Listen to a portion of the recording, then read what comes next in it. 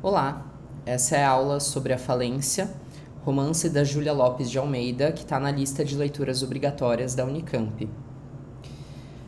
Eu vou começar falando a respeito da autora, em seguida vamos abordar a obra propriamente dita, e por fim eu vou deixar alguns exercícios com gabarito para que vocês façam sozinhos.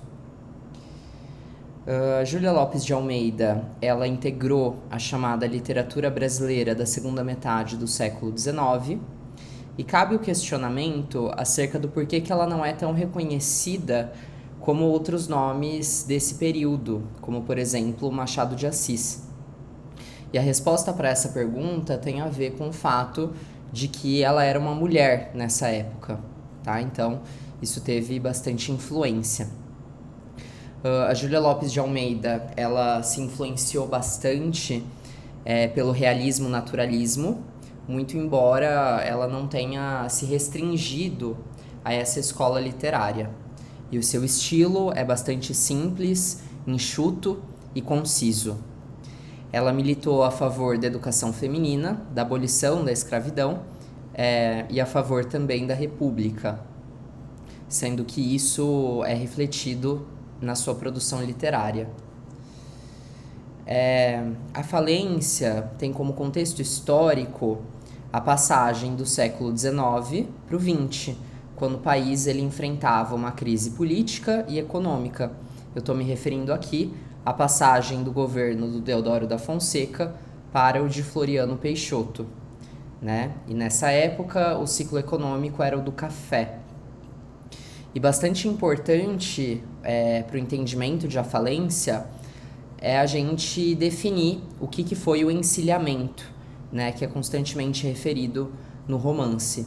Então, o encilhamento foi uma crise ocorrida na República da Espada, ou seja, nos governos do Deodoro da Fonseca e do Floriano Peixoto, e que foi provocada pela decisão governamental de emitir papel-moeda para estimular o crescimento industrial brasileiro e a modernização que seria uma consequência dele. No entanto, o crédito mais fácil ele gerou uma fraude especulativa, pois foi investido no mercado de ações e não no setor produtivo. Aqui a gente tem uma charge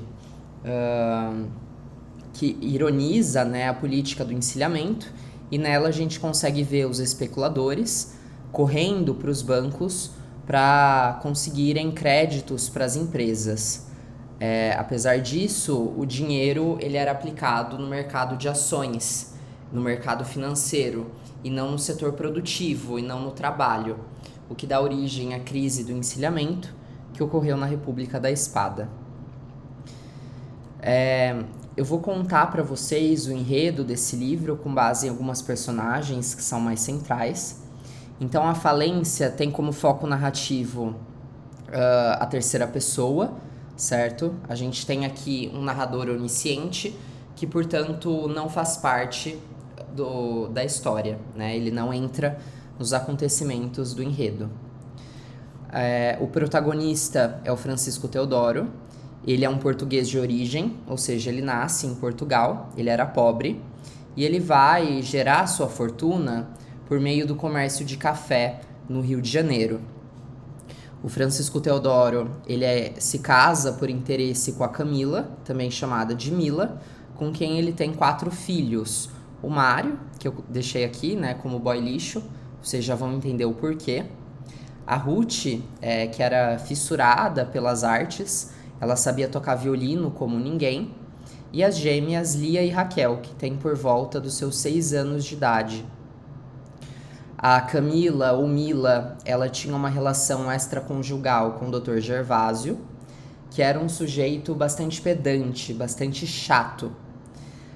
E essa relação extraconjugal era de conhecimento de todos, com exceção do Francisco Teodoro, que ele estava muito mais ocupado em superar o seu rival, Gama Torres, do ponto de vista financeiro, do ponto de vista econômico. Então ele nem imaginava que a sua esposa tinha um caso. Mas a Camila não é a única que trai nessa história.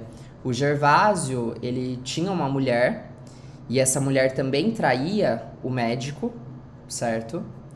E o Francisco Teodoro, por sua vez, ele também se relacionava com outras mulheres, além da Camila. Então percebam, né, que a gente tem vários casos de adultério em A Falência. A gente tem a Nina, que é a sobrinha da Mila. Ela é uma agregada, tá? Ou seja, ela morava na casa dos Teodoro, onde ela desempenhava uma função muito semelhante à de uma governanta. Tá certo, gente? A Nina, ela mantinha uma paixão não correspondida pelo Mário, sendo que o Mário, ele vai violentá-la em um dos episódios do romance, tá? O Mário era um garoto, assim, que só ligava pra festa, pra mulheres, ele queria viver uma vida boa, tá bom? E ele vai se casar com a Paquita, que é filha do Meirelles, uma pessoa muito rica, tá bom, gente? Então, essas são as personagens que eu destaco em um primeiro momento. E, bom, eu havia comentado com vocês que o Francisco Teodoro, ele queria superar o Gama Torres, que é o seu rival, economicamente, tá? Ele queria ter mais dinheiro do que o Gama Torres. E para isso, ele vai aceitar o conselho de uma outra personagem chamada Inocêncio Braga, que de inocente não tinha nada, tá? Então ele tem um nome irônico. E o Inocêncio Braga, ele sugere que o Francisco Teodoro aplique o seu dinheiro no mercado financeiro, nas ações, o que ele efetivamente acaba fazendo. E isso tem uma consequência. Ele leva a família Teodoro à falência, à ruína econômica. Ok, gente? Após ele ter investido na bolsa, certo? Em decorrência disso, ele vai cometer suicídio, tá? Mais pro final do livro. E aí, após a sua morte, as mulheres, né, da família, principalmente a Camila, a Ruth, a Nina, mas também a Noca, que era a criada dos Teodoro, elas vão constituir uma espécie de república de mulheres fortes. Então elas passam a morar todas juntas e elas passam a trabalhar de forma a não depender de uma figura masculina para o seu sustento.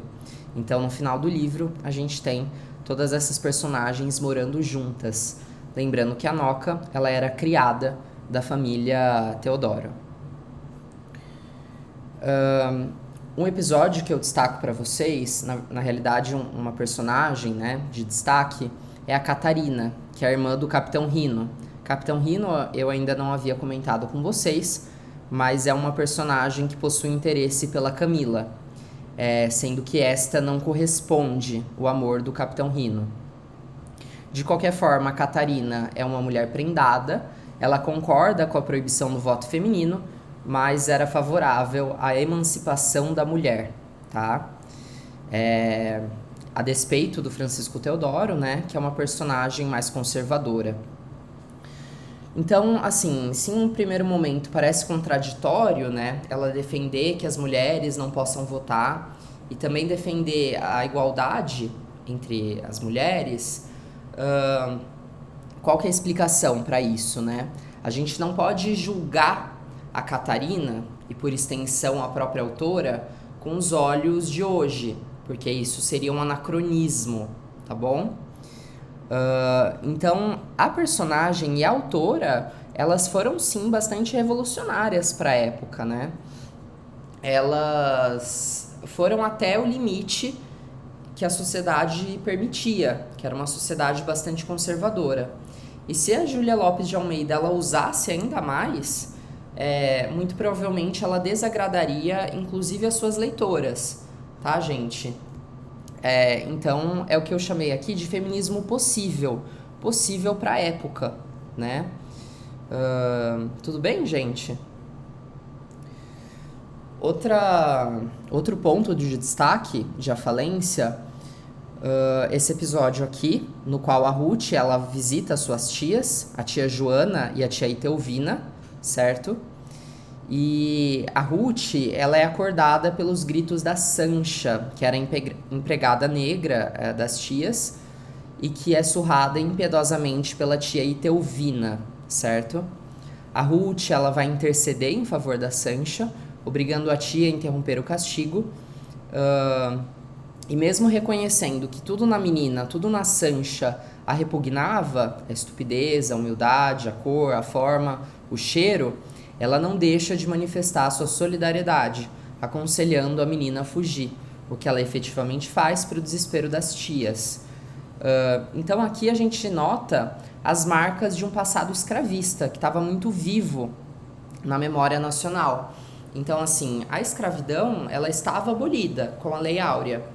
No entanto, a gente ainda percebe as suas consequências práticas, né?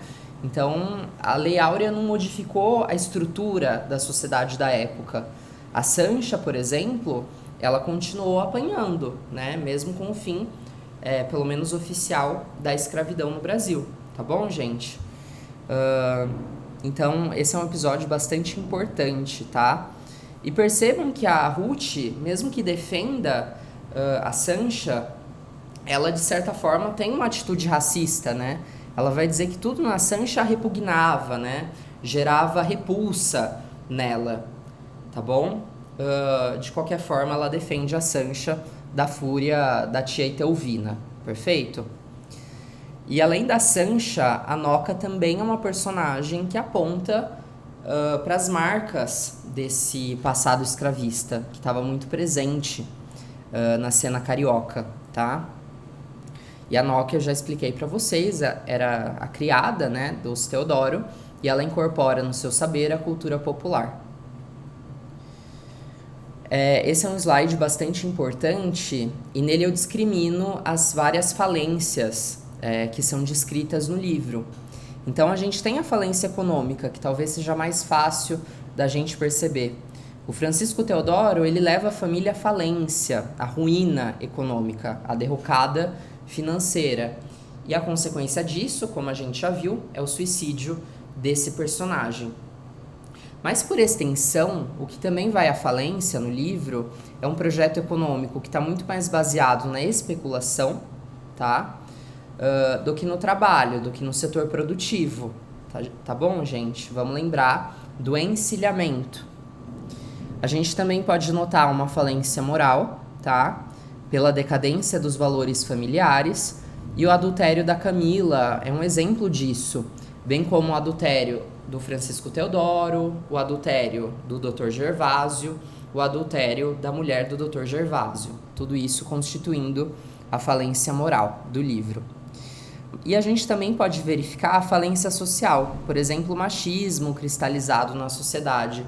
Francisco Teodoro era super machista, super conservador.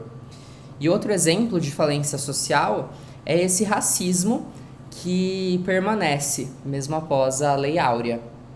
Tá certo, gente? Então essas são as várias falências que aparecem no livro. Eu destaco bastante esse slide para vocês. Agora, alguns pontos bastante práticos para vocês a respeito da obra. O narrador, como eu falei, ele se coloca fora da história, portanto o narrador foco narrativo em terceira pessoa, e ele adota uma onisciência absoluta, tá? As ações elas se passam no Rio de Janeiro, finalzinho do século XIX, transição para o XX. O romance ele é realista naturalista, porque ele tem como traços o zoomorfismo, o determinismo genético, e o estilo da autora é simples, é enxuto, é conciso, como eu também já havia mencionado para vocês. E agora eu deixo aqui alguns exercícios para que vocês treinem, né, essa obra. Então, a questão 1 da Unicamp, uma questão aberta. A questão 2, ela continua nesse slide. A questão 3 e a última. E aqui o gabarito sugerido, né, para vocês. Bom, era isso que eu tinha para comentar sobre a falência. Se vocês ficaram com alguma dúvida, aqui estão as formas de vocês me contatarem, tá bom, gente? Um abraço a todas, a todos e bons estudos.